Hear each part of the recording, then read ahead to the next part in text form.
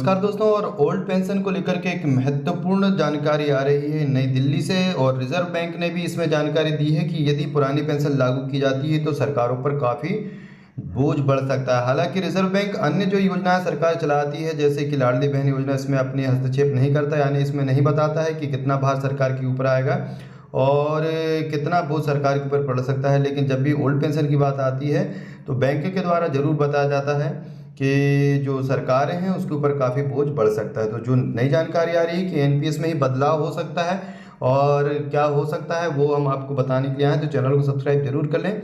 जानकारी नई दिल्ली से आ रही है कि केंद्र सरकार ने ओल्ड पेंशन स्कीम पर बड़ा अपडेट दिया है। सरकार में वित्त राज्य मंत्री पंकज चौधरी ने संसद में बताया कि ओल्ड पेंशन स्कीम को लेकर किसी भी प्रस्ताव पर विचार नहीं किया जा रहा है। उन्होंने यह बयान सोमवार को लोकसभा में दिया था। सरकार की ओर से ऐसे समय में आई है, ये जो बात है सरकार की ओर से ऐसे समय में आई है जब आरबीआई की एक रिपोर्ट में राज्यों को पुरानी पेंशन स्कीम लागू करने के लिए खिलाफ चेताया गया है। यानी कि आरबीआई बार बार कह रहा है कि यदि पुरानी पेंशन लागू की जाएगी तो काफ़ी सारा जो बोझ है वो सरकारों पर पड़ सकता है।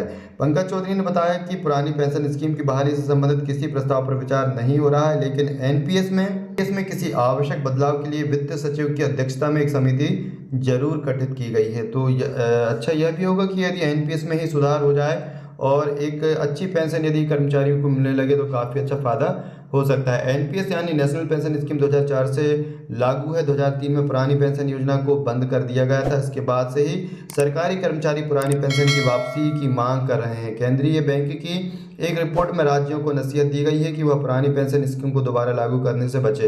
रिपोर्ट में कहा गया है कि अगर ऐसा किया जाता है तो नेशनल पेंशन स्कीम के मुकाबले राज्य सरकारों पर वित्तीय खर्च 4.5 गुना तक बढ़ जाएगा। तो केंद्रीय बैंक जो समिति है आरबीआई है, जब पेंशन के बारे में ऐसी जानकारी देती है तो अन्य जो योजनाएं हैं जो कि मुफ्त की रेवड़ी बांटी जाती हैं उसके ऊपर भी आरबीआई को अपने विचार जरूर व्यक्त करना चाहिए। और आपके क्या विचार हैं, आप अपने विचार कमेंट बॉक्स में जरूर लिखें। चैनल को सब्सक्राइब नहीं किया तो चैनल को सब्सक्राइब कर लें, वीडियो को लाइक शेयर करना भूलें।